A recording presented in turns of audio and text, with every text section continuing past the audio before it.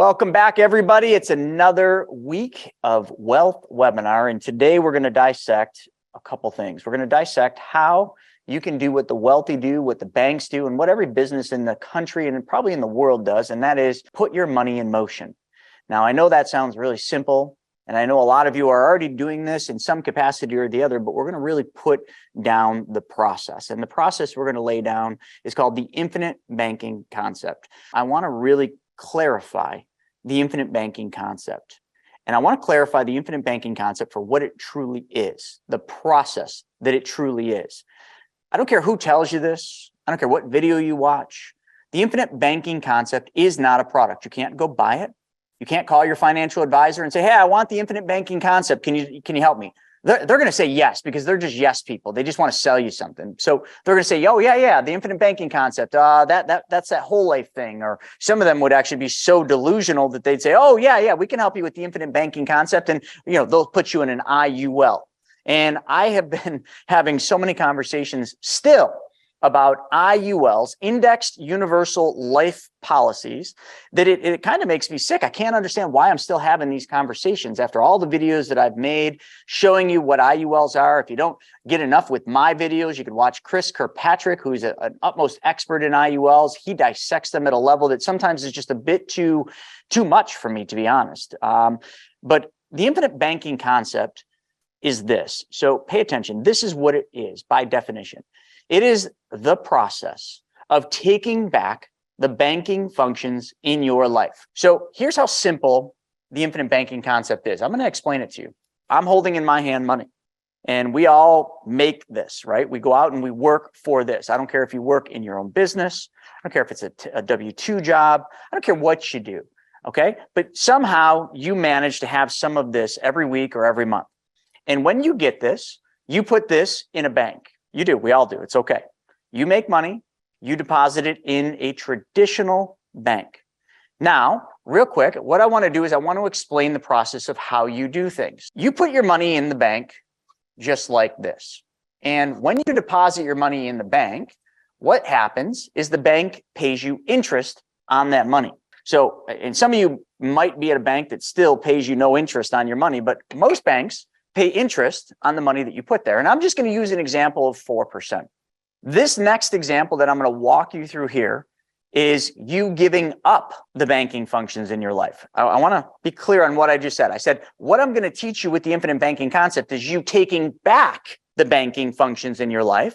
What I'm going to show you right now is the process that you've been taught your entire life and that you followed your entire life, which is you giving up the banking functions in your life. And it all starts with the very first step, and that is what I showed you right there. You give up control of your money by putting it in somebody else's bank and leaving it sit there because they pay you an interest rate, and they do. And right now, you can find banks like Ally Bank, and there's a couple other online banks that pay you 4%. I was just sitting in KeyBank yesterday, and right on the wall, this guy, we're getting a notary done, a paper notarized, and right there was a CD, a certificate of deposit for 4%. So I know for the first time in probably, I don't know, almost a decade, you can get 4% at the bank. So finally, after almost a decade, my slides are now full circle, and now they're correct. But what the bank does is when you deposit money in the bank looks at that deposit as a liability. But to you, you look at it as an asset because it's your money. You're looking at a statement. That's your asset. But to the bank, it's a liability. And banks are masters of what Robert Kiyosaki talks about of turning liabilities into assets. And how they do that is by using this process. They lend that money out. They lend the money out to people that want to buy houses, not just individuals to buy their primary house, but also investors that want to buy rentals or they want to buy flips. They lend that money out at a higher rate. Now let's just use 7%, which actually by today's standard is about right. Again, 10 years I've been doing this. Now, finally, my numbers are actually correct. It's everything comes full circle. You ever lived through the 80s and remember after the 80s were over, you're like, man, fashion in the 80s was so terrible. But now we're dressing just like we did back in the 80s. It comes full circle. Well, so do numbers. So they're paying you 4%. And then they're lending that money out to turn a liability into an asset at 7%. Everybody understands how that works, right? The bank is assuming the banking functions for themselves. You are not. And then the bank pays that, or the the buyer of this house gives that money to the seller. They took on debt at 7%, a mortgage, and then they pay the seller. The seller does what? The same thing they've always been taught to do. Takes the money from the sale of their house, puts it back in the bank. Again, seller has an asset because they got the money from the house that is now an asset to them, but it's a liability to the bank. So the bank lends that money back out on a car loan because we all need cars, right? And when you go to the dealership, what does the car dealership always try to do? Get you to buy a car, and they talk to you about monthly payments. Well, this car is only going to cost you $650 a month. They don't even really talk about how much you're financing. It's just a monthly payment. That's how we all buy cars. Oh, well, my goal was $500 a month. What can we do for $500 a month? And you play that game. But it doesn't matter. You're buying a car, and the bank is financing the car for you in the form of a car loan. And today, car loans do cost 8%. So you buy the car at 8%, and then the bank pays the dealer for the car. So they give the dealer the car, and they take and put a lien on your car title. So now they're in a first position on the house, secured. The bank lent the money on this house, but the house is a security. It's a mortgage. It's a secured asset. Okay. The car is the security for this loan, but the dealer does the same thing. They put the money back in the bank. The bank then takes the liability and converts it quickly into another asset for them, because you notice the bank is taking liabilities and converting them to assets. What assets? Loans. Loans are assets, especially secured loans. That's why the bank typically never, ever keeps your mortgage. They sell it because it's an asset. They can sell the mortgage. They can sell the paper. So they go to another bank and they sell it. Now, how many of you, by the chats right now, how many of you actually have gotten a mortgage from a bank, and then about a month, 3 months, a year later, you get a notice that now that bank is no longer the servicing bank. You got a new bank. How many of you have done that? Right? Yeah, there we go. Okay, Rob's saying that, Andrew, I mean, almost all of us. We used to have a mortgage with Bank of America, and I remember it felt like it was 30 days later, a new bank was servicing our mortgage. Bank of America sold our mortgage because it's an asset. I just want you to understand this. Banks can sell car loans too. And then the bank here lends the money to somebody for a home remodel loan, but they charge 9%. Does anyone know why our rate is going up? Because each one of these collateral assets is a riskier asset. The car is riskier than a house because the car actually has wheels and can move. The house can't move. So the bank always knows where they're going to go if you don't make payments. The house is got a foundation. It's stuck unless it's picked up by a tornado and moved, from Kansas, but you get the drift. Cars can move. So they got to chase the car down. This house, mortgage. Okay. So the house is the security, but it's probably a second position because it's more than likely a home equity line or a home equity loan. And that's why the rate keeps going up. The riskier the loan for the bank, the higher the interest rate. So the contractor gets paid from the bank loan, puts the money back in the account, and then this would be the riskiest loan, a debt consolidation loan. And you've seen these, you rack up too many credit cards. Matter of fact, America right now is a pretty big problem with this. We've got lots and lots and lots of credit card debt, double digits, record numbers and record increase in credit card debt. So a lot of people are going to these debt consolidation loans and they're trying to get rid of that credit card. And what are they doing? Well, they're taking a loan from the bank, and the bank is paying the credit cards off, and you are paying them 12%, which is still less than the 29% the credit card was paying. So for you or anybody else doing the debt consolidation loan, you're thinking, all right, I'm ahead of the game. But to the bank, that's a freaking win. They're making 12% by moving money. Every single one of these transactions was controlled by the bank, not you. The bank was in control. You, as the depositor, you're the one that put the money in the bank. You're the one technically funding all of these, or all of us combined are funding all of these loans for the bank. Because whose money is it? It's not the bank's. It's our money, or at least that's what we think. But you see, if you read the fine print, when we deposit money in the bank, it's really not our money anymore. It's in control by the bank. And you should know this because you didn't get to decide what house the bank lent your money on. You didn't get to decide what kind of car the bank lent your money on, or to whom the bank lent that money to. You certainly didn't get to decide on the home remodel loan or whether or not they were going to do the debt consolidation loan. You have zero say. The only thing you get is some crappy coffee, a dumb sucker when you made the deposit, and whatever interest rate the bank's willing to pay you today, which tomorrow could change. Because today, 4% seems awesome. Oh my God, yeah, the banks are paying good interest. But tomorrow, if the Fed were to drop interest rates, you don't make 4% anymore. We all know this to be true because before the pandemic, we were making what, 2-3% in the bank? During the pandemic, we were making 0. And all after the pandemic, we were making 0. Do I make myself clear? The bank is in full control of every one of these transactions because the bank assumed the banking functions for the bank's benefit. That's it. In doing that, the bank makes money in the form of a spread, 4 minus 7, 4 minus 8, 4 minus 9. Some of you have seen this, so this is a repeat, but it never gets old, folks, which is why I can deliver this talk over and over because this never, ever gets old. It's fascinating. The bank is moving money, and in the bank moving money, they're making a spread every single time. And if we add all the spreads up, which is the net, remember, they're paying you 4, okay? They're paying you 4%, and they're charging 7, 8, 9, and 12. In the middle of that is a spread. That is the single most important thing I need you to understand because that right there, the spread, is what you want. You need to take back control of your money. In taking back control of your money, you then have the ability to earn the spread on your money. But you don't do that because you keep all your money here. And I know this because we talk to thousands of people, thousands and thousands of people. I can't even begin to tell you how much money people keep in banks. It's staggering.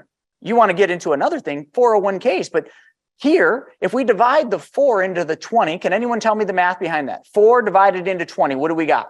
Keep putting all your questions in the Q&A, folks. I do see them, and I promise you I will answer every one of these questions, and I'll try to do it as we go. I just want to make sure we cover some ground here because I'm first trying to help you all understand what is going on here. This is what we've been taught to do. Give up control of our money and put the bank in the position to assume the banking functions for us.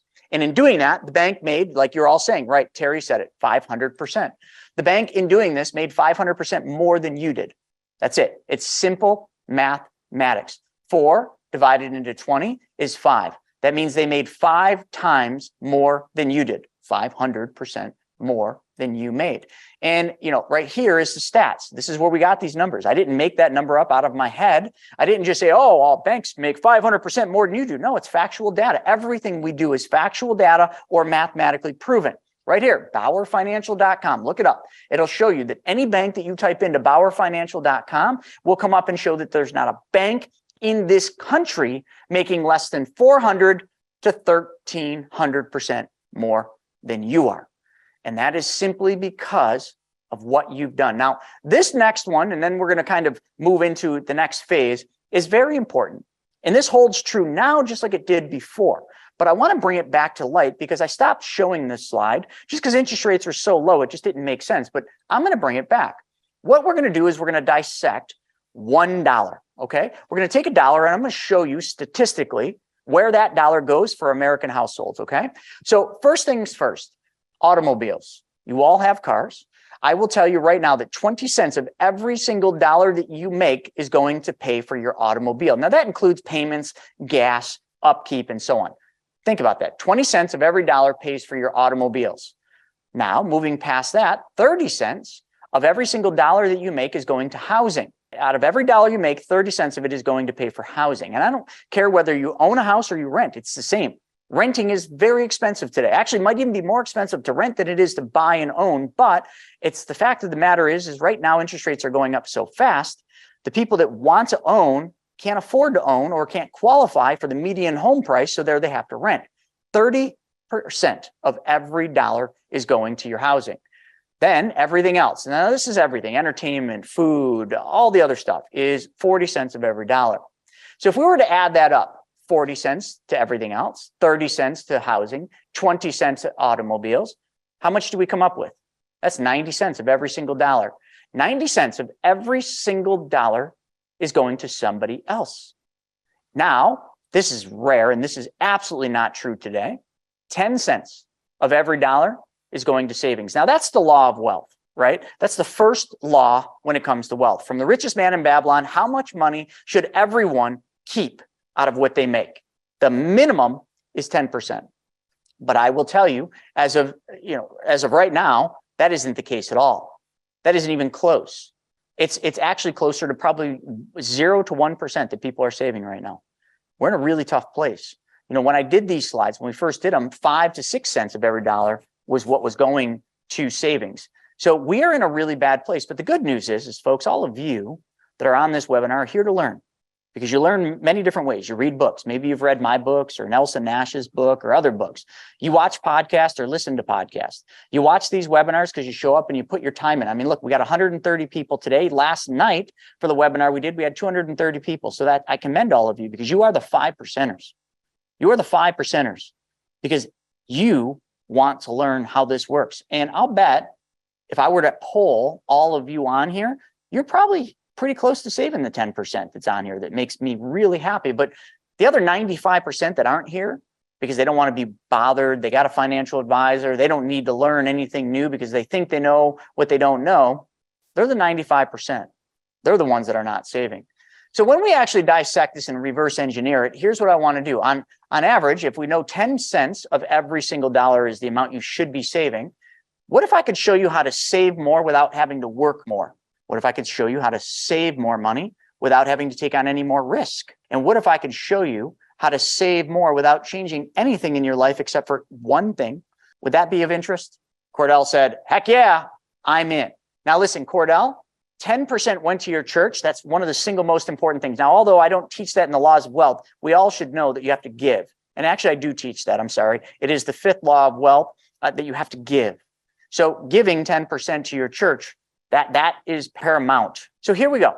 Let me show you how to make more money, to earn more money, and to build more wealth without having to work harder, work longer, take on any risk, or really do anything other than change one thing. And here's how it goes. We got to start with that annual pattern of spending that we did.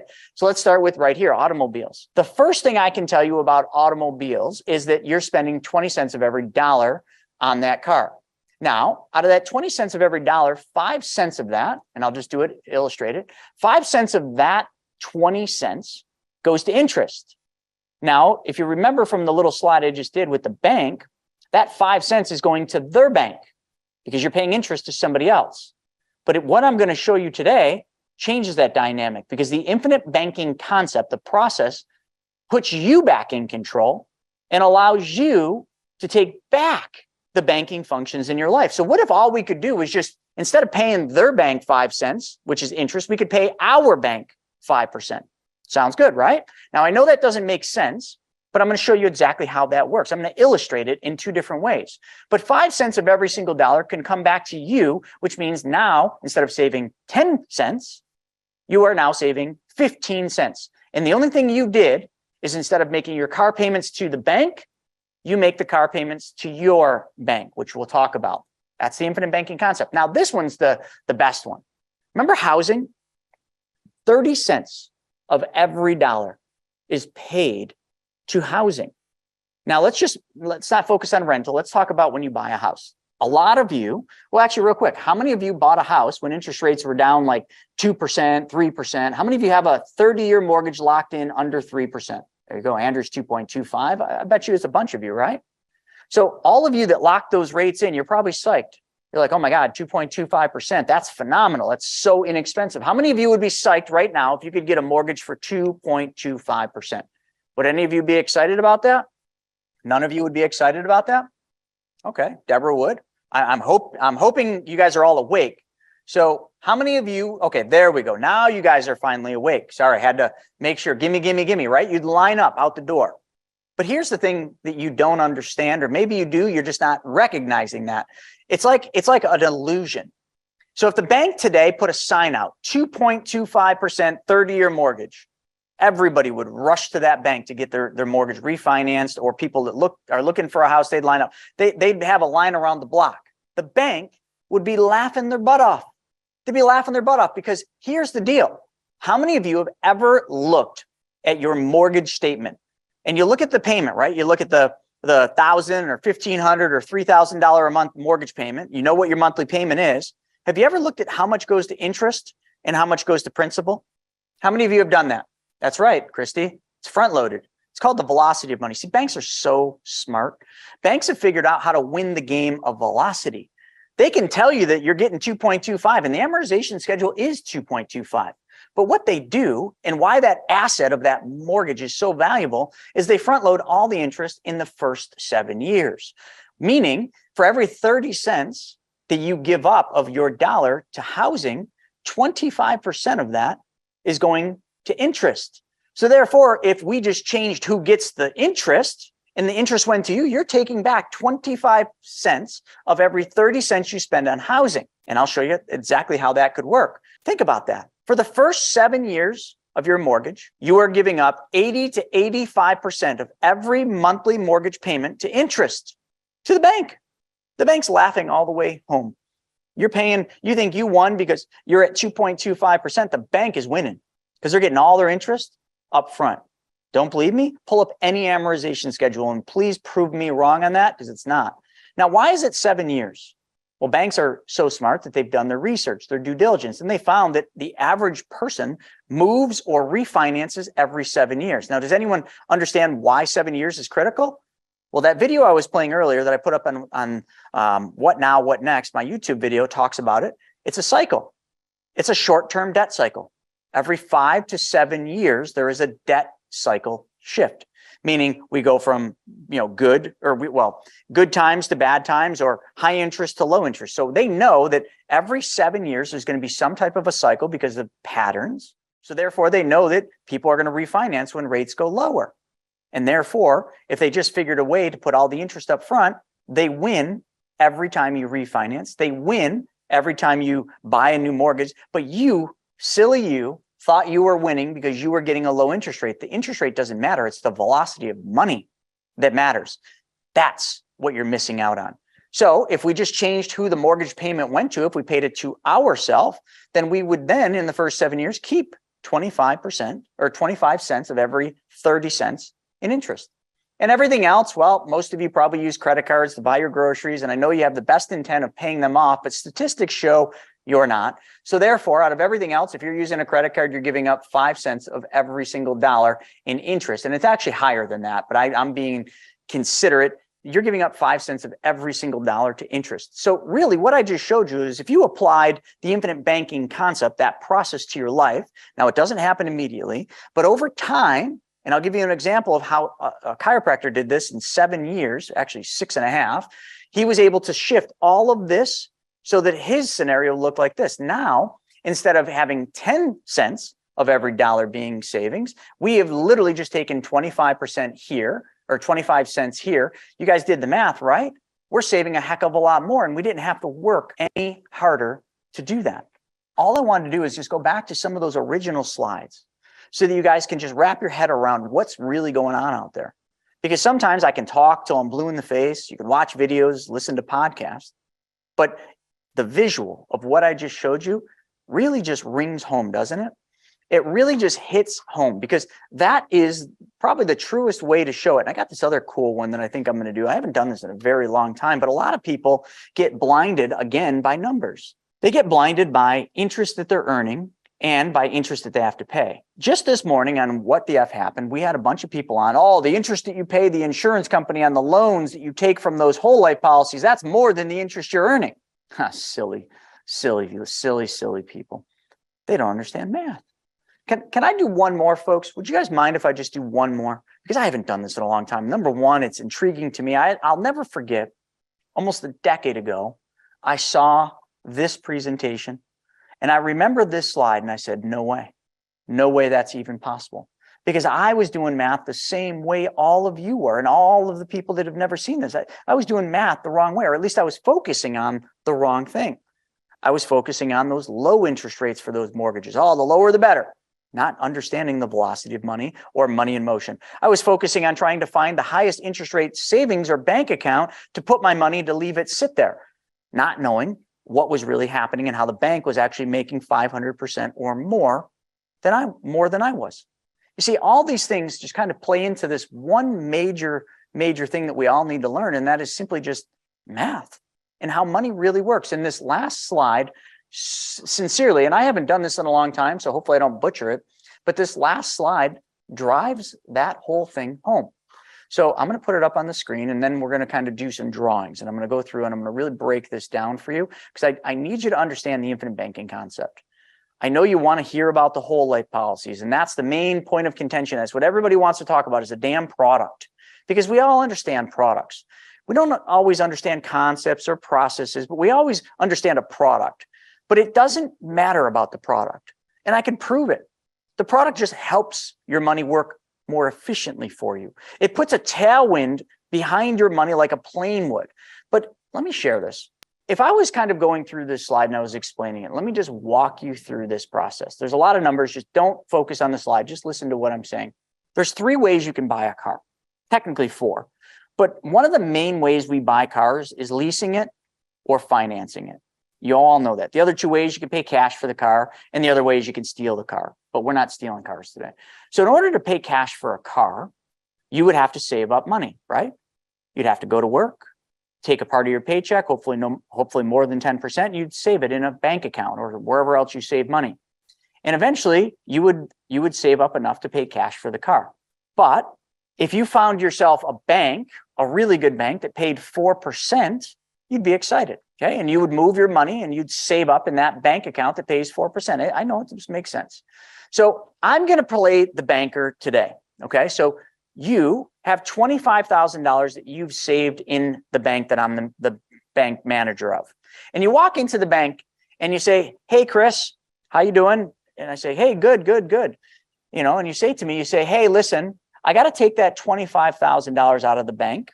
You know, and I know your bank's paying me 4%, but I got to take that money out of the bank because I'm going to buy a car." And me being the bank manager says to you, "Well, okay, hang on a second. Have you thought about any options? Have you thought about financing it?" And you then say to me, the bank manager, "Well, I did think about it, but right now your bank charges 6%. It's right on the wall. Look at, you got a sign right there. 6% for a car loan for 60 months. Right. Me as the banker says back to you, says, "Absolutely, yeah. So our car loan rates are 6% right now." And you say, "Well, that's why I'm going to pay cash for it, because I'm only making 4% on my 25 grand at this bank." And Chris, listen, that's a really great interest rate, but 4% is still less than what you guys charge for the car loan. So I've got the money in the bank and I'm just going to pay cash for the car so that I don't have a car payment. I mean, that's my thought process. Okay. So now me, the bank manager, I say, "Well, hold on. How about this? How about our bank makes you that car loan for 60 months at 6%. But I make you a promise, and I'll even sign a piece of paper. I'll sign anything you want saying that our bank will pay you more money in interest on that 25,000 earning 4% that you have at this bank.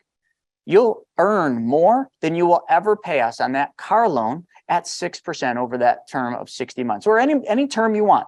If you want to do a 36-month loan, if you want to extend it out beyond 60 months, doesn't matter what you extend it to, doesn't matter what the term is, our bank will pay you more interest than what you ever give us back on that car loan." Now, right there, when you're thinking about that, I want you to just think about the math. And I want you to think about what this person's thinking. They're looking at it thinking, "Oh my God, Chris has finally lost his marbles. He must have went out drinking last night.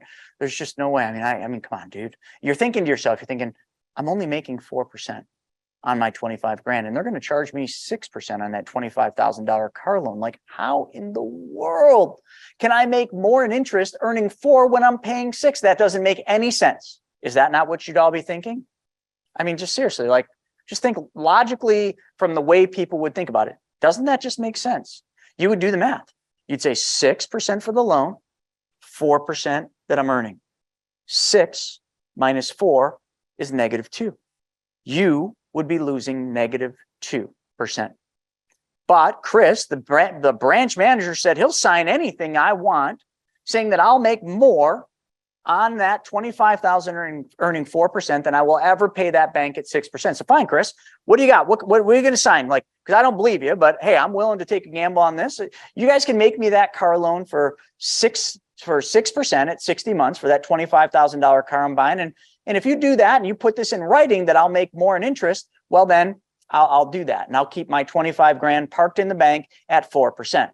Great. Me as the branch manager, I sign up a guarantee or something saying you're going to make more in interest.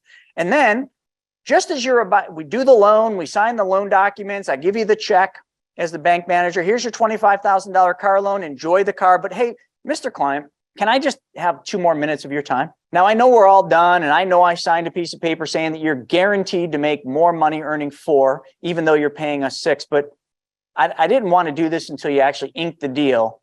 But can I just show you mathematically how this works? Because you don't need that guarantee. It's just math. And you, the person who's holding the $25,000 check, which is the loan from the bank at 6% for 60 months, says, all right, Chris, sure. Great. So me, the bank manager, goes back and I pencil it out on paper. And I say, okay, your monthly payment for this car payment is $483.32 every single month. And you're going to pay that payment to us. And that payment's going to include interest and principal.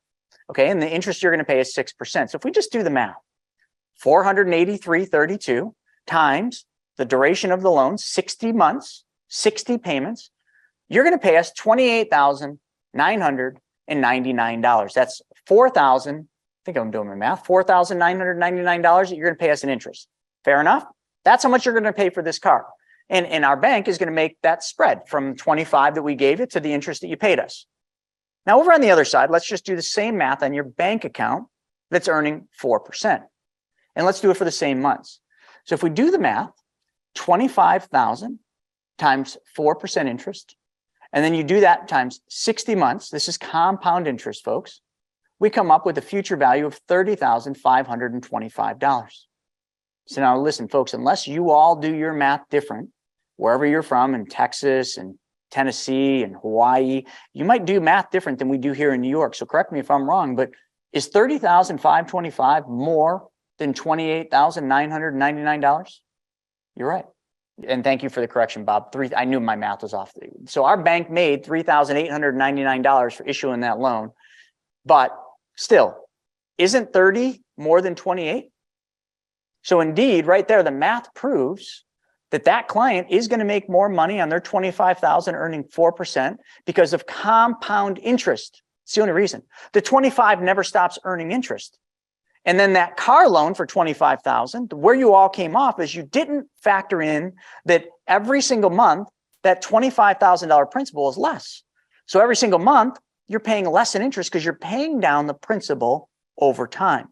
So if we were to draw this out, one balance is going up while the other balance is going down. And therefore, the math pencils out this way. That's right. California and New York do the same math. California and New York do a lot of the same things. And I'm not saying that's a good thing, but did that make sense to everybody? That's just the math. So now, remember I said earlier, we've given up the banking functions in our life.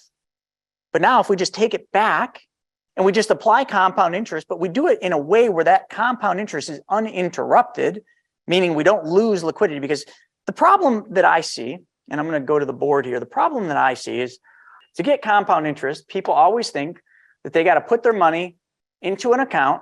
So you got to put your money in an account and that money's got to stay there. I don't care what this account earns. Maybe it earns 4%. Maybe you believe that your average rate of return is actually going to be 8% in that mutual fund or stock account. Whatever your rate of return is over here, it doesn't matter. To earn these interest rates, you think the money's got to just sit there because it really does. If you're talking about a bank account, does the bank allow you to take the money out of the bank? So let's just put some dollars to this. Let's just say this is $20,000 in a bank account. And let's just get rid of some of these numbers and just say that it's earning 4%. Okay. So you're making $20,000 at 4%. But if I want to take that $20,000 out because I want to lend that out on a deal on Private Money Club, and there's one right now, and I'll show it to you guys later, that's paying 15%. I've actually been communicating with them all day because I think I'm going to lend on this in a first secured position. That's pretty freaking good. And it's a really sweetheart of a deal. So I want to take the $20,000 out of the bank and put it into this loan to this deal on Private Money Club because it's making 15. But you would quantify this and say, okay, well, 4 is less than 15. So I'd be better off taking the 20 out and making 15 versus, making the 4. But what if, just what if, the bank still agreed to pay you 4% on your money, even when you took it out? Or what if the bank allowed you to make the same thing? You got to make that spread on the money. That'd be pretty sweet, but there's not a bank in the world that allows you to put money in it, take that money out, and still pay you interest. If you took this money out, you make 0, correct? So how do we do what a bank does? Now, it doesn't matter what the interest rate is, okay? It doesn't matter what this interest rate works out to be, but I'll show you the math in a second. It could be 4, could be 5, could be 6. If we just change one thing, and that is where your money goes first. Instead of putting the money in a bank, where we know how they work, first off, if a bank's paying you 4, 5, or 6% today, that does not guarantee you that tomorrow, next month, the month after that, the year after that, that you're going to make that same interest rate. We all know that, right? It's a variable rate. They can change it anytime they want. They can take it from 4 to 0. So you might plan everything out around the interest rate you're making today in your bank account, but tomorrow that could blow your plan up when the interest rate goes to 0 or 1%. If we change where this 20,000 goes and we put it into a specially designed, okay, I'll just write specially designed whole life policy. Now I know what you've heard about whole life, but just stay with me for a second, because this is not the whole life that your broke brother-in-law sold you, okay? But we put it in a whole life insurance policy. What do you think? What's the first thing you all think when I say whole life insurance policy? What's the first thing you think? Well, if you were like, this is what I used to think, so I'll just tell you. What I think is I think that a whole life insurance policy is very expensive, okay, because Dave Ramsey and Susie Orman said it was. I think that money that I put in there is gone because I'm just paying a premium, which is just paying for the death benefit, right? So let me change up the colors here.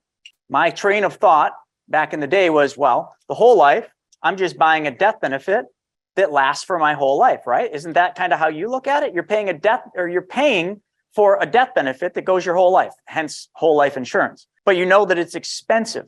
So that's where most people stop. So if you were to change where your money goes, and this 20,000 folks, let's just assume that 20,000 is money that you're saving for a car. I know they got a lease coming up. David said, my end lease is coming up at the end, and this would be a great strategy. Well, stay with me. I'll show you how it's a really good strategy. So we just take the 20 grand that's sitting in somebody else's bank and we just move it into this specially designed and engineered. And I can't preface how different this whole life is than the whole life that you're used to seeing. Okay. But we put that 20 grand in. Now we're going to call that a dump in. Just that's what we call it internally. It's called a dump in. Think of a dump in is all it is I have saved $20,000 in a traditional bank, and I found a better place to put that 20,000 where it's going to earn a higher interest rate. So I take it from this hand. I'll think of it this way: dump in. This is a traditional bank. I take it from here, or maybe it's a brokerage account. I take it from here and I put it here. This is the whole life insurance policy. And all I did is I just changed where that money went. I dumped it into that policy because I want tax-free growth. I want it to be private. I want it to be protected against judgments and liens. I want a guaranteed interest rate for the rest of my life. None of this variable crap that banks do. And heck, you know what? My family's super important to me. So you know what? If I got a death benefit when I died and that money paid to my family tax-free, my wife and my kids would really be thankful for that. So I put the 20 grand in, but then what I got to look at is to get this 20 grand saved in that bank account, I would have had to have done what? Save money. So instead of saving money in a traditional bank, let's just change where that saving goes. And we always talk about 10% being the minimum. So just take whatever your income is and do it times 10%, and that's going to be your goal. We're not going to put money into this specially designed whole life that you normally would spend on groceries or diapers or rent or any of the expenses. We're going to only save the amount that we save. And for all of you, this makes sense. For the rest of the 95%ers, like they don't save anything. They live paycheck to paycheck. But I guarantee you, those people that are living paycheck to paycheck, oh my God, they're wearing Prada. They've probably got those designer jeans or designer clothes on. They get their hair done every single week. They get their makeup and they get Botox and they drive a fancy car that they look all fancy and proper. They wear the fancy bags. And listen, if that's any of you, don't just ignore that. But like, think about that. Those people, the majority of them are living paycheck to paycheck. I see it every day here in Buffalo because everybody wants to act rich here. Okay. And you go to the parties or you go out and you see them all dialed up. You see everything and you're just like, I know where you work. How the heck can you afford all this? And your mind starts going nuts. How many of you can relate? You guys know in your areas, does this happen too, or is this just a Buffalo thing? How many of you live in an area where you go out and it just seems like everybody makes so much money because of what they're wearing, their dress? But if you really just did a little bit of research and you looked at where they work and you kind of just did the average salary, even if you went to the top, sometimes it just doesn't pencil, does it? You know why? That's right, California, 100%. It's everywhere. I know, Cinnamon, it's everywhere. But you know what it is? It's because they're not saving any money. They're living and working and trading hours for dollars to maintain the rich look. They want to look rich, to impress people that don't matter to them, to impress people that they shouldn't be impressing. But then the people that kind of just dress normal, and I'm not saying it has anything to do with what you dress in, but the people that just live modestly, those are the people that save. That's you folks. So anyway, back to it. You save 20 grand, you dump that into the whole life. And then you take the money that you're saving, I don't care what it is, and you put that in. So let's just put a number to this. Let's just say it's $10,000 a year. Okay. 800 a month, 10,000 a year, whatever you want to do. And now That money goes into this specially designed and engineered whole life. And when you do that, let's just say that buys you a death benefit. I'm just guessing. And actually, when you do these, this is kind of the funny thing.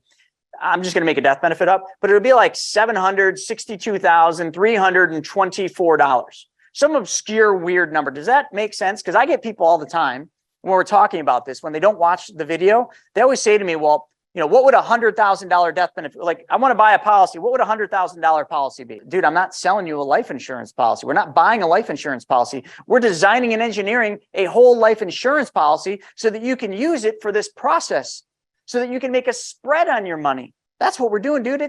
The death benefit is going to be what the death benefit is going to be. And that confuses people. People get so confused. They're like, all right, what would $1 million be? And I'm like, oh my God, please watch the video. Please, please, Lord, make this person watch the video before they call and ask these stupid questions, because I can't do it anymore. The death benefit is only there to support the amount of money you want to put in, because we want the IRS to look at this policy as a life insurance policy, because if they do, guess what? All the internal growth is tax-free. Now, if we screw that up and we don't build it within the IRS code, okay, now all the growth that you're going to have could be taxable. But because by doing that, the death benefit's always going to be lower than what a regular whole life would give you. And it's going to be some obscure number, because this is just the minimum that the IRS tells us we need. And that minimum, 762, is not going to be all whole life. Because remember, Dave Ramsey said this whole life insurance is really expensive. So hold on, let me check this out. Christy, tell me, what does Dave Ramsey say is the best kind of life insurance and the only life insurance anyone should buy? What is it? Term. She got it. Quick. Look at that. Quick at the fingers. Deborah came in at a second. Term insurance. So if whole life is expensive, why would we ever want to put money in a whole life that's expensive? Well, we wouldn't. So when we design and engineer the policy that is going to be used to take back the banking functions in your life, all we do is we take one from Dave Ramsey and we then put a term rider on. So I'm just going to make numbers up, but let's just say out of this 762, let's just say 520,000 of that 762,000. Actually, let me just do 500 to keep this simple. Let's just say 500,000 of that is term insurance. And actually, I'm going to make that 600 because that would probably be more realistic. Then we're going to then go down here and we're going to put the base, which is the whole life, the base whole life. We're going to make that $162,324. Now, why would I do that? Well, because Dave Ramsey said term insurance is cheap. And if I got to have the death benefit on there because I don't want this to be taxable, I don't want it to MAC. If I got to have that amount of death benefit, well, darn it, man, I want the cheapest darn insurance I can get. Give me that term. And we are. And we're going to give you that term for anywhere between 7 to 10 years, depending on your plan design. Why? Because that's all we need it for. We don't need it any longer than that because the MEC rule, the IRS rule is MEC 7 pay. Now, just think of 7 pay as 7 years. We only need to meet that criteria for 7 years. So we could drop the term anytime after the 8th year. But I don't want to confuse anyone. All I'm trying to help you understand is when we custom design and engineer these whole life policies, we're doing it to minimize the amount of cost in the policy because cost equals less return. And we want the best return that we can get for our money. So if the policy guarantees, and I'll just put some real numbers, 3.25%, okay, and then the dividend brings you up to a total of 5.25. I'm just making numbers up, but this is your total all-in dividend crediting rate. It includes 3.25 lock, stock, and barrel guaranteed, and then the rest is dividend. That's pretty good, but I don't want to give a lot of that up to the cost of insurance, so I'm going to put the lowest insurance on. Now, why do we even need insurance? I already said that, because we have to have it. It has to be considered life insurance. So now we changed where the money went first. We put 20 grand in as a dump in, and now we're saving $10,000 a year, and anything that earns is tax-free. Now, what are we going to do? So let me just kind of get rid of some of this, okay? Because you all understand that. I'm just trying to clean this thing up. You guys all understand what we're talking about here, right? We're talking about a whole life policy. So I'm just going to write this really small here. And then what are we going to do? We're going to then find opportunities. Now, let me show you what an opportunity looks like here really quick. This is real. I'll show you some real opportunities. Because a lot of you would look at this and you would say, well, how can I earn 15%? How can I earn 12%? So all of you write this down. This is Private Money Club, okay?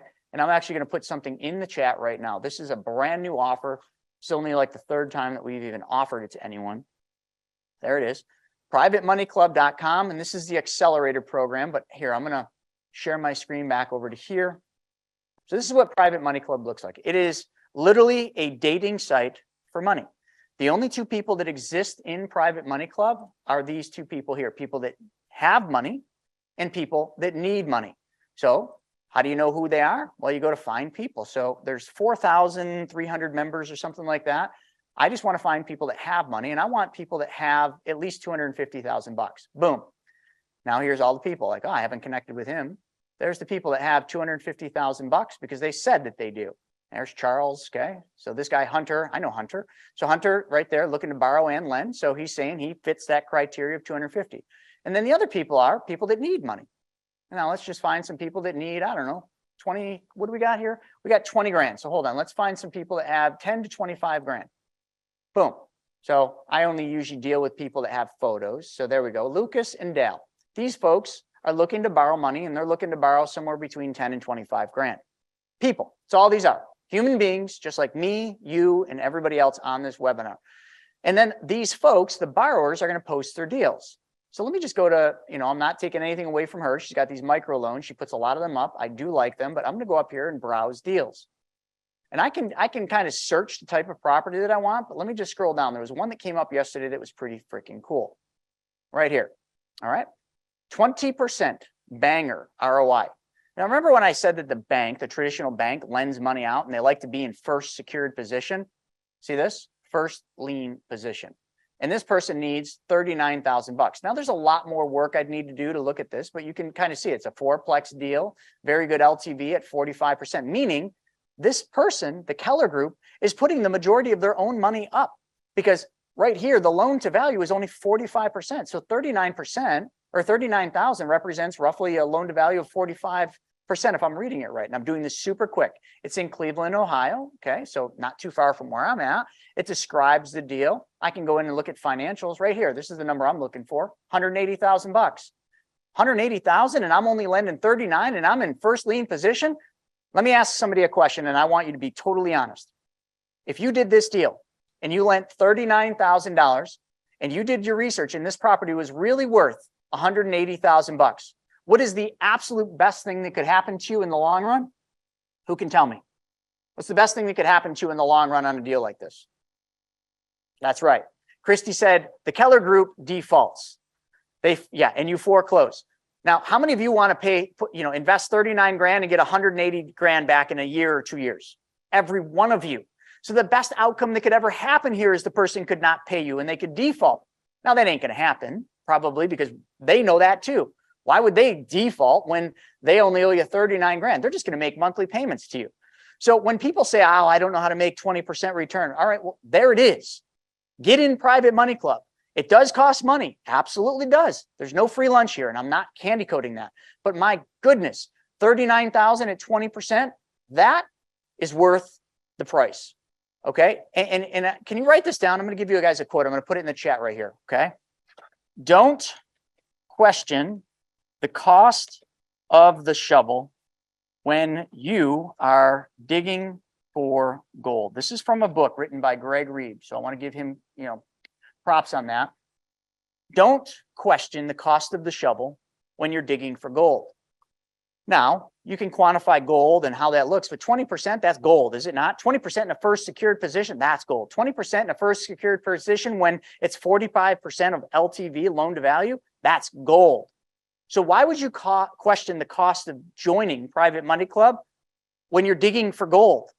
Just give me the shovel, man. The shovel is Private Money Club. The offer I just put up in the chat there, which is the accelerator program, comes with a coaching program for 8 weeks and then gives you the web. You basically get the membership. Okay. So it's a bundled package deal. You get the coaching and you get the membership to the community where the gold is hidden. Okay. And it's not hidden, it's right there and open. Another one. So you can just keep looking. I mean, this is the guy I'm talking to right now. 16% fix and flip. Now I know this guy, his name is Bo. First lien. Okay, first lien position, 50% loan to value. Let's look at this one. And I'm not trying to sell you guys Private Money Club. I should not need to sell you Private Money Club. When you're looking at this, you in your mind should be doing the math and you should just want it. You should just be like, take my money, take my money, take my, $1,000 or $2,000, depending on what package you buy. Take it. I want the gold. Give me the shovel. Come on, give me the shovel. This is a deal I'm doing. 16% fix and flip, 50% LTV, 100,000. Folks, I'm just browsing at the first two deals. Like, come on, this is the goal. So when you go to your financial advisor and they're talking about the average rate of return and they're talking about this, that, and the other thing, like that's an average rate of return. That is not locked in stone. The best thing that could happen in either one of those deals is they default, but they won't. But still, the second best thing is you make 16% on your money. You make 20% on your money. You ever feel like you don't have control of your real estate business or your money? That's right. The big banks and the institutions, they're in control, right? I know you've felt that before. Private Money Club puts you back in the driver's seat.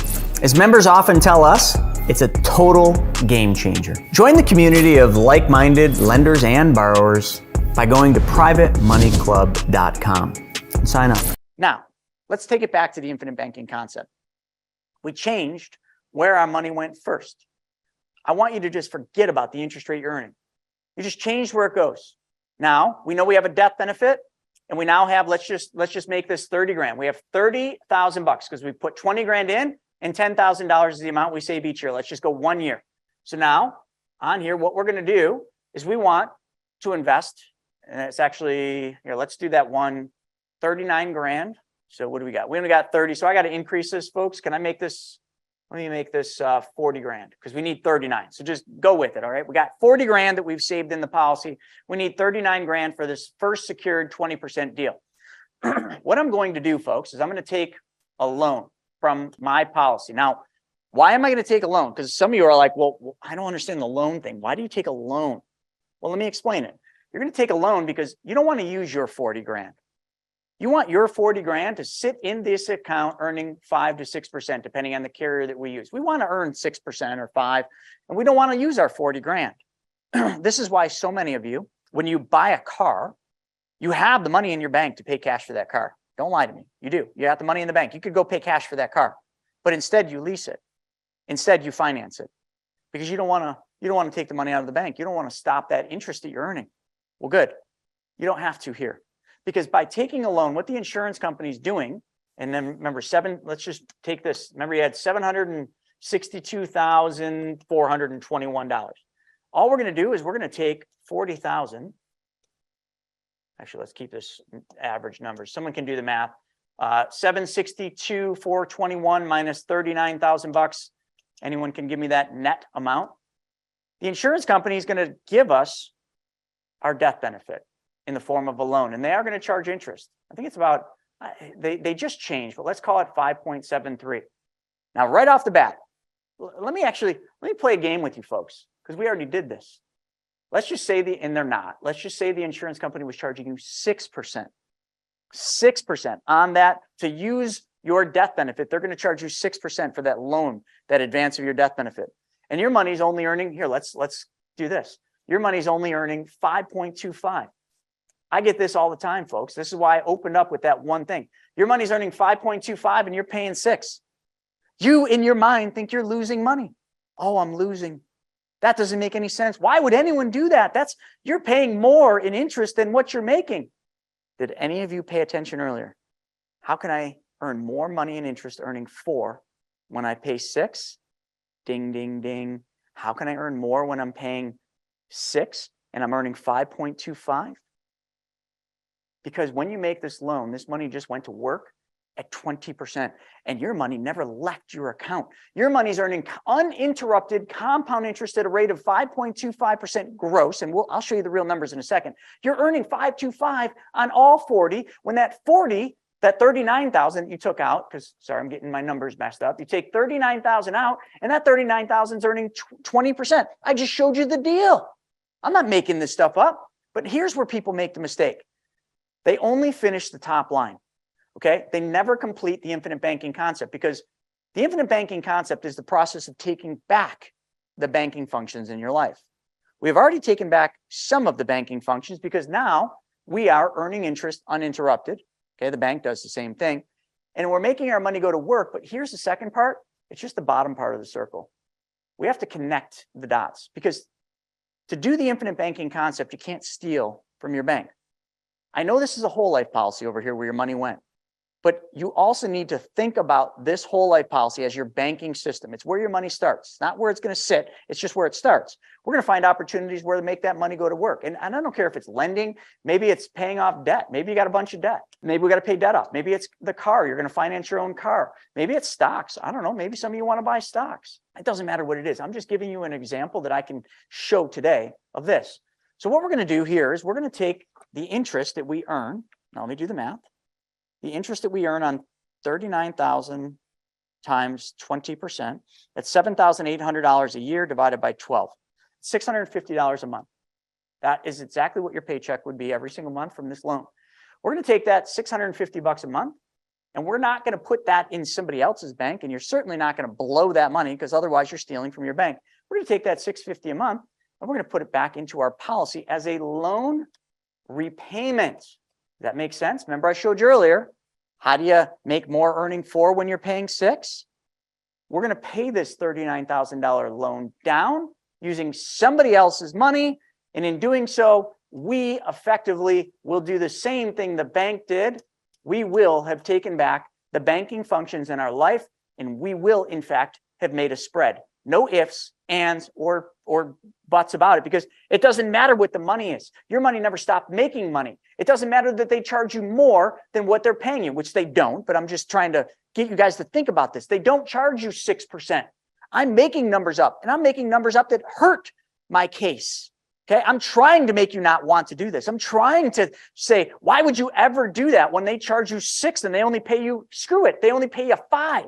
Why would you ever do that? You would do that when you finally freaking understand how math actually works instead of the lies you've been taught your whole life. Why do you think I get so passionate about this stuff? Do you think it's because I want to just sell you a policy? Heck no, it's because I want to change your life the same way my life was changed.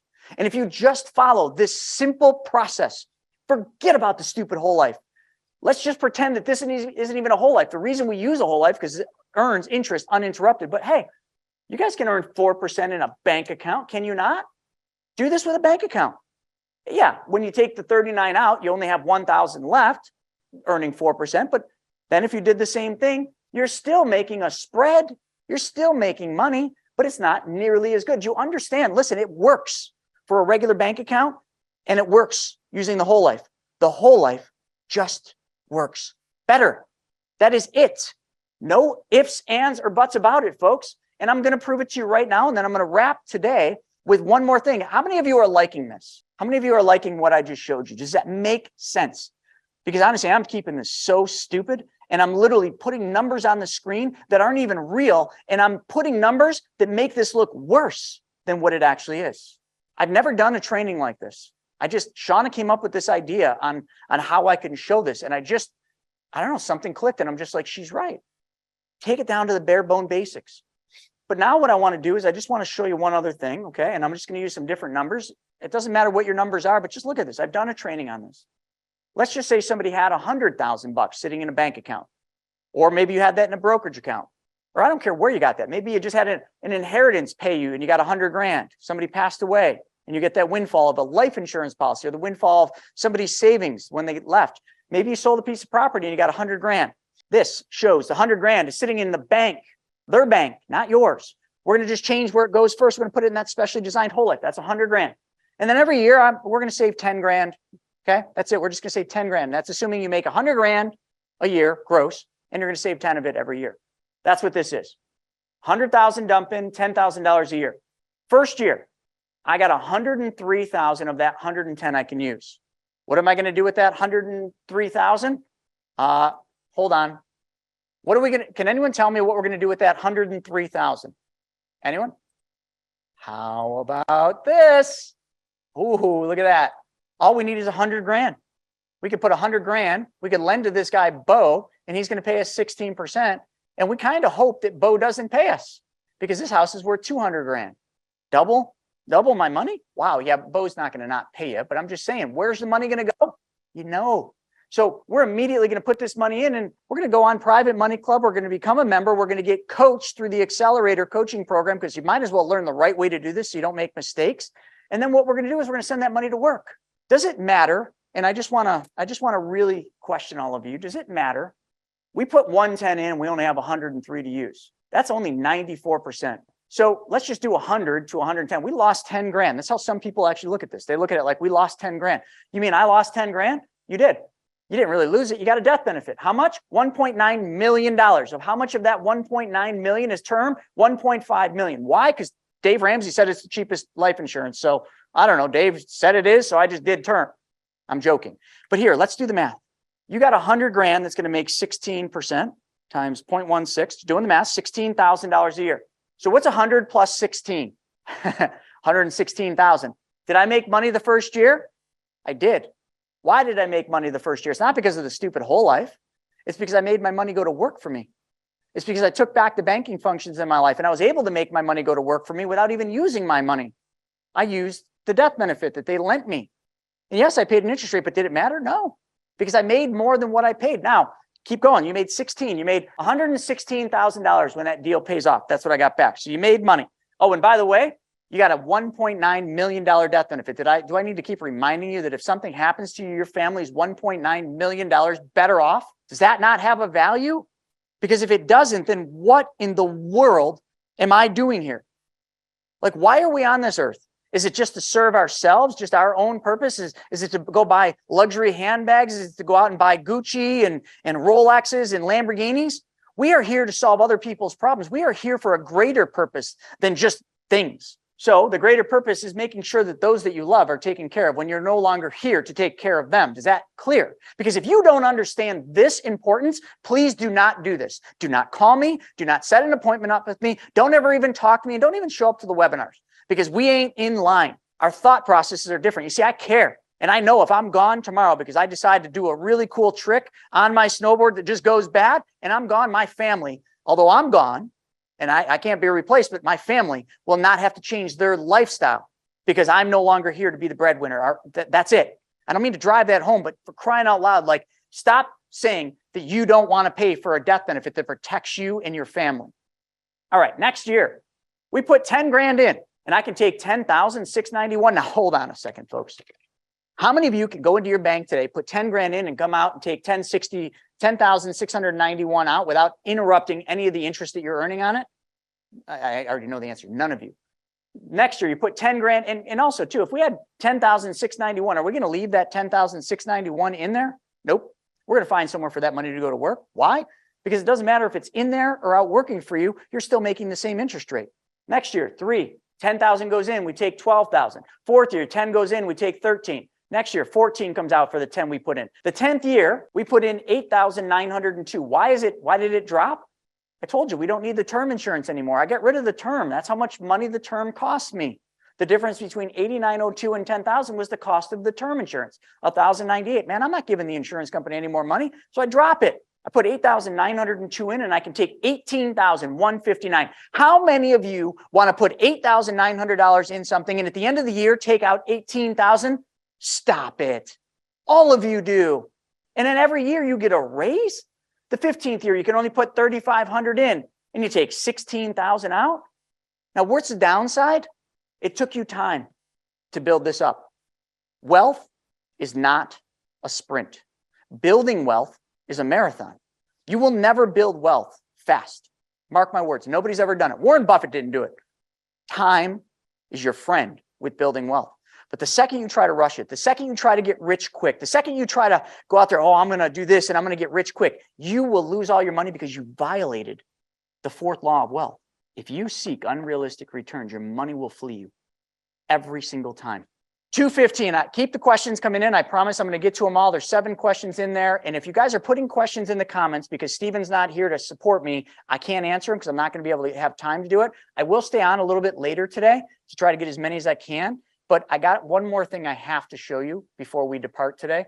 And I'm not going to show you the car example because we can use the infinite banking concept to buy cars to get all the money back. But can I just ask a forward question? How many of you have credit card debts that you'd love to pay off?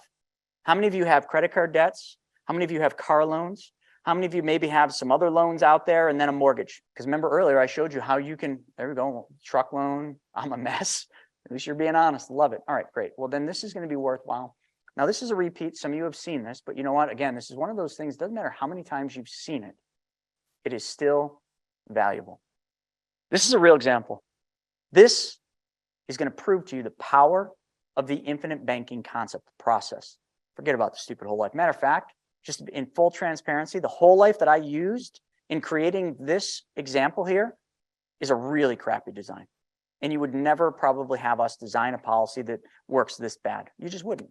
All the policies are going to design to look and feel a lot like the one I just showed you, but I still just like showing the worst case, because if I show you a design that's worse off than what you're going to get when you get your policy design, you're going to be pretty happy. So here we go. This is a real example. It's old, but it was a chiropractor. And this chiropractor saw one of our presentations. And when after the presentation came up, and it wasn't me, but he asked, so I'll just pretend in the third person it was me. He asked us, can you help me? We said, okay, what do you need help with? Well, I just saw your presentation and I got a lot of debt. Now I'm a chiropractor, I make decent money, but I got a lot of debt. And I said, okay, well, what does your debt look like? So he breaks his debt down.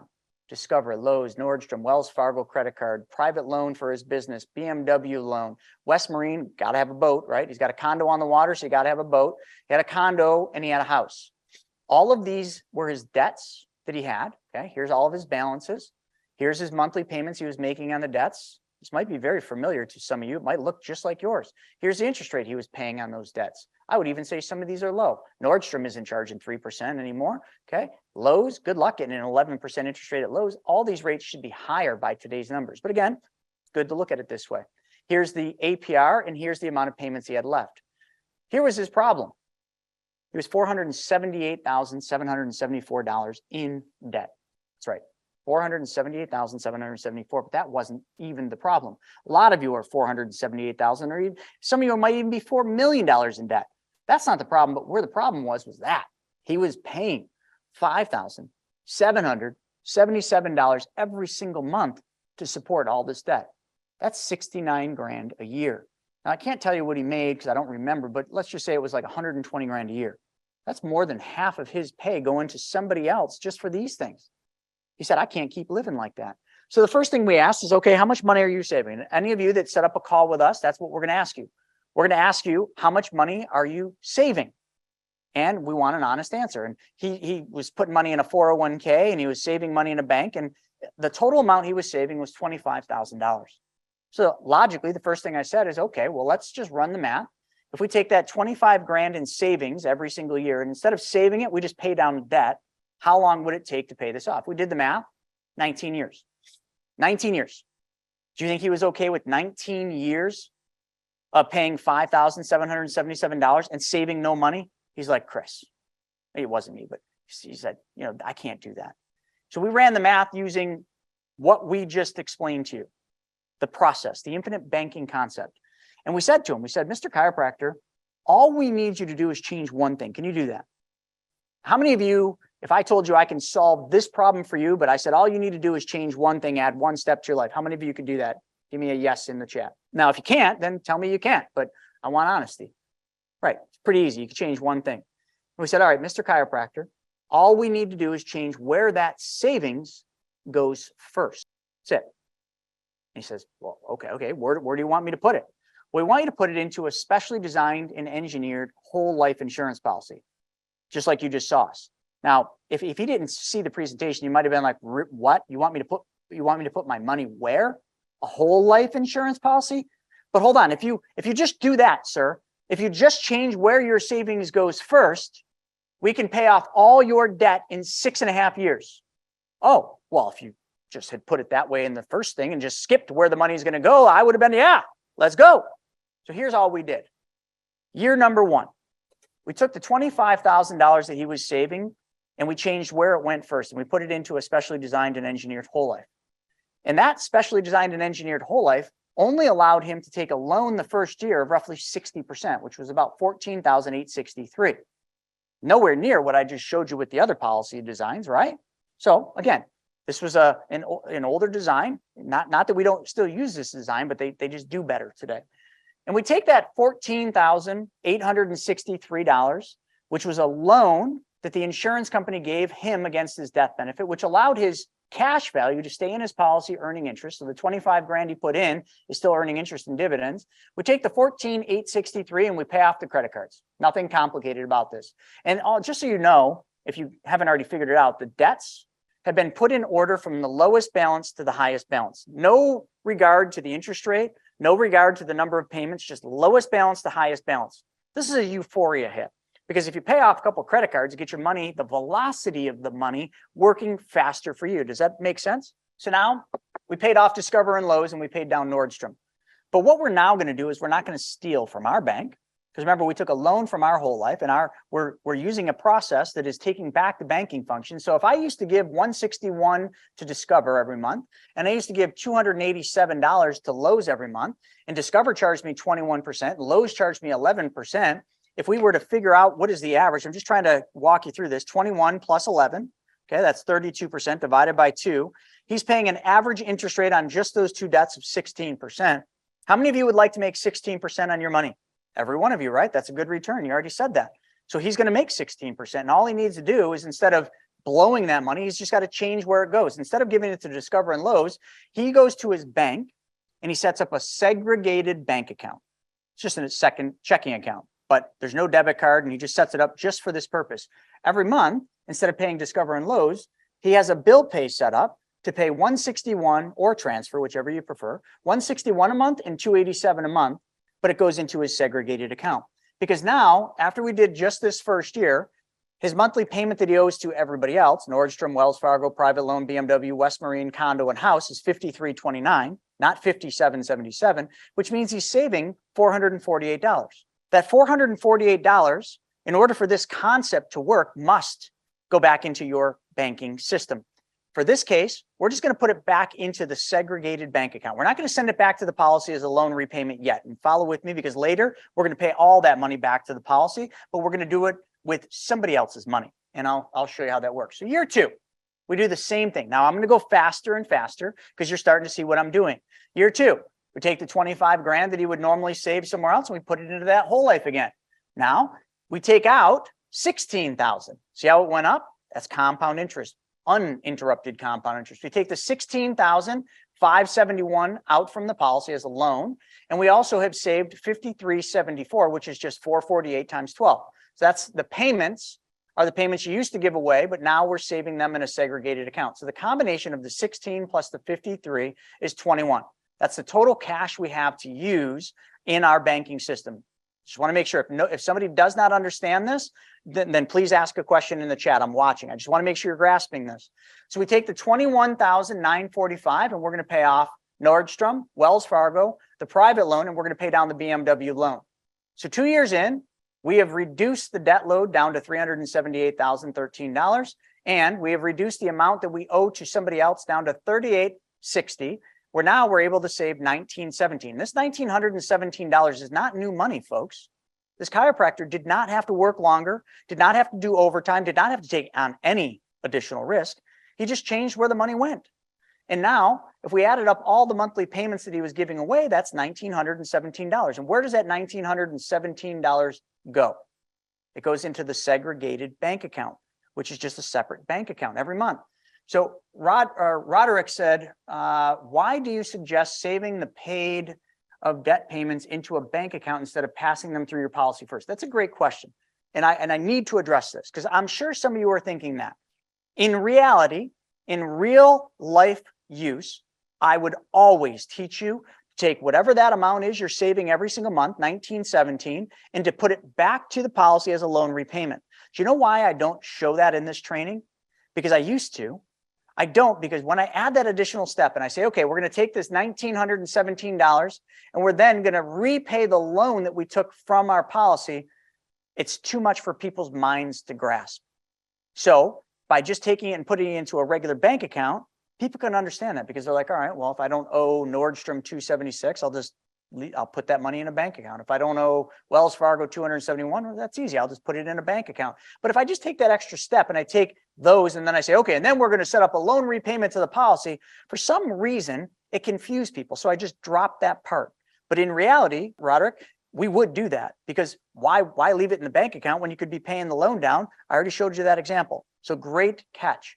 In the $650 a month example, when does the borrower pay me the $39,000 principal I had lent to them? Okay, we're going to come back to that. I want to get through this. Put that question in the Q&A and I'll answer that at the end.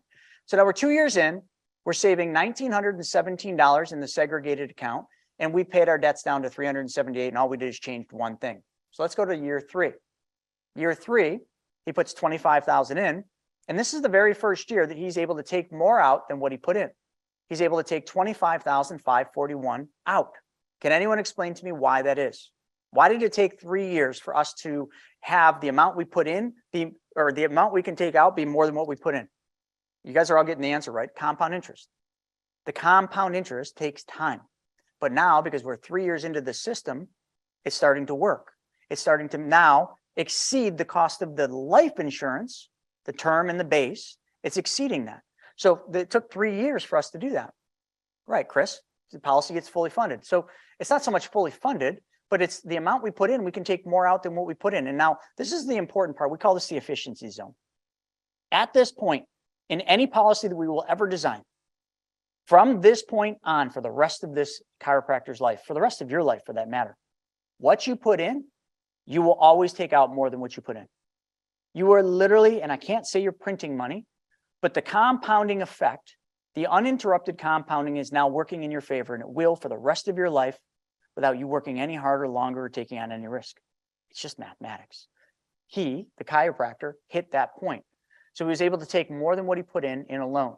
Plus, he was saving $1,917 in that segregated account, so that's $23,004. If we add these two, it's $48,545. You all know what's going to happen. We're going to go to the BMW loan. We're going to pay that off. We're going to pay off the boat loan, and we're going to pay down the condo. So we now just moved $48,000 to pay off debt. We also freed up $499 and $1,261, and we freed up more interest that we were giving away. So now we only owe them $2,100, and we keep $36.77 every month, which now goes to that segregated account. Our debts 3 years in are only $283,146. Let's do a quick recap of the marathon. Remember, it took us 3 years to get to this point. Every single year, he made premium deposits of $25,000. That's $75,000. Okay, but every year we took loans out. First year was only 14 of the 25, about 60%. 16 of the 25 the second year, and the third year was more than 25,000. So we took out 55 just to make the math simple. How much money is left in the policy? What most people do is they say, okay, I put 75 in, I took 55 out. So how much is left? They just do the math. They say 20 grand. But you're right, Todd. It's not 20 grand. The amount that they have left is 75 grand. Your money never left your account. This chiropractor's money never left his account. He has been using and leveraging his death benefit. The insurance company's been lending him his death benefit. And yes, the insurance company is charging interest on that loan. And back then it was 4%. Today it's like 5.7 or something. Every company's a little different, which is hard, but they are charging you interest. But remember, please remember earlier in this training, it doesn't matter because you're making more than what you're paying if you're applying the infinite banking concept.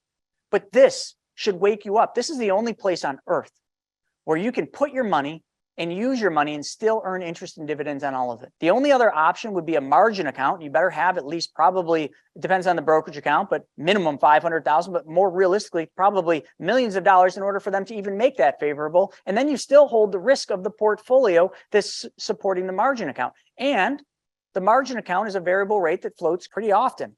Back to this, 4 years in, super quick now. We put 25 in, now we can take 26 out. Compound interest, that's all it is. We were saving $36.77, that's $44,000 in the segregated account. We add these two up, it's $70,439. What are we gonna do? We're gonna pay down the condo.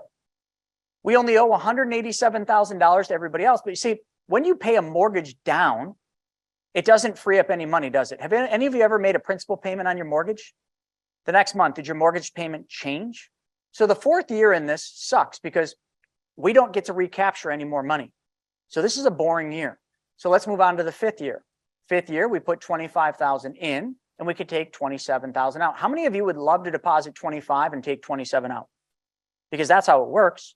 At the end of the year or on your policy anniversary, you get a dividend. So on that dividend, you then can take out all the gain plus the dividend from the prior year. And that's what we're showing you here. This is right off the illustrations. And then we are saving 36.77. So it's again 44. So add the two up, it's 71,225. We pay the condo off and we pay the house down. We're only 5 years in. This chiropractor had it in his mind. It was going to take him 19 years to pay all of this off the traditional way that they show you how to do it. By changing just one thing, and that was where his money went, by using compound interest in his benefit and also applying the concept of recapturing and recycling the money that he used to give away. Again, not new money, just money that you used to give away. By applying this and being diligent and consistent with this process, he only owes $91,000. And the monthly payment is only $1,221, just his house. He only owes 91 grand on his house and $1,221. He's saving $4,556 in that segregated account. So this next piece is a little different than it would operate today because this is the old ones. But in the 6th year, this chiropractor found out that we could no longer put 25,000 in that first policy. We had reached the MEC limit, so we had to reduce his policy down to 10. So he's kind of upset about that. He's like, wait, I want to put 25,000 away. And we tell him you can't. You can only put 10,000 away because your policy has reached a point where it's MEC'd. If we put 25 in, we'll MEC the policy. So the max we can put in is 10 grand. So he puts 10 grand in the first policy and he sees that he has 13,000 he can take out. Now, can anyone tell me what his cash on cash return is? If you give me 10 grand and I give you back 13,000, how much money in interest did you just make on your 10 grand? 30%, right? 30%. So 10 grand times 30%. It is actually, yeah, it's 30%. There we go. How many of you want to make 30%? How did we go from making, whatever interest rate I just mentioned a second ago to making 30? Compound interest, folks. Math. Okay, so we got that. So he was so excited about that. He's like, all right, well, screw this. I want a second policy. I want to still be able to put that 25 grand away. And I'll put the 10 in the old one, and I'll start another one for 25 grand. So what he's doing here is what we've all done. He's expanding his banking system to hold more money. People ask me all the time, why do you have 9 policies? Well, the reason I have 9 policies is I want to put more money in through my banking system. Same thing here. This chiropractor has to open a second policy to be able to increase the amount he can put through his banking system. So now he can put 35,000 through his banking system. So simple math. I mean, the rest is easy. He's got 13,000 here plus 14, plus he was saving 45.56. He's got 54 grand. That's a total cash of the 2 loans plus the segregated account of 82. He pays his house off. So he pays his house off. He's now saving $5,777. And now some of you earlier were like, how come we're not paying the loans back? Because it was easier to show you and teach you this concept without paying the loans back. But now what this chiropractor will do is this chiropractor will take $5,777 every month, and he will take that and do what with it? He's not going to put it back in a traditional bank, is he? Heck no. He's going to put that money back into his policies to pay the loans down at a rate of $69,000 every single year. How long will it take him to pay all those loans back? Not very long. Whose money is he using to pay all those loans back? Money that he used to just give away to creditors, to debts. All he did here, folks, all he did is follow what we create for all of our clients. And this is called the debt map. We create tools. Anytime a client comes to us and we get their policy issued and the time when they make their deposit, not before, when their policy is issued and funded, we have a mapping team. We call it our implementation team, where they create the tools like we did for this chiropractor. And the tools literally lay out how you're going to do it. It's kind of like going to school and you get a textbook. It says exactly how we're going to do this. This is the diagram. We create it for you. Okay, we're going to put 25 in. We're going to take 15 out. We're going to take that 15. We're going to pay down these debts. We're going to take the amount that we freed up from those debts and we're going to recapture it, 448 every single month. Then at the end of the year, we're going to have 5376. Second year, we're going to put 25 in. We're going to take a loan for 16. And then we're going to pay off these debts over here. And we're going to recapture that money. Folks, we do all the work for you. Because I know some of you were looking at all those numbers and you're probably thinking to yourself, oh my God, that's a lot of work. I would never be able to do all that. Well, that's why we created the implementation team, so you don't have to. Why not 1035 it into all one? Because why? It's just extra work. You don't need to. I understand what you're saying. I mean, yes, could that make sense? But we just don't do it that way. You just open more policies and you just have a banking system. You could. I just wouldn't do that. I mean, the older policies are better than the newer ones because they're more mature. So if you were to 1035 all of them into a new one, you're starting the clock. Remember, now you're losing to the velocity of cost of insurance because you're starting the clock over. So that would be one reason why. All right, so I hope you guys enjoyed that episode. We're putting up tons of them, but I think if you like this one, you'll probably like that video as well. Not only that, I've got a book that I created, Mapping Out the Millionaire Mystery, where we actually show you what the wealthy do in the game they play with money. I want you to have that for free. And if you want to know about all my new videos coming up, click that alert button. Actually, smash that alert button, and you'll be notified every time we put a new video. So we'll see you on the next episode.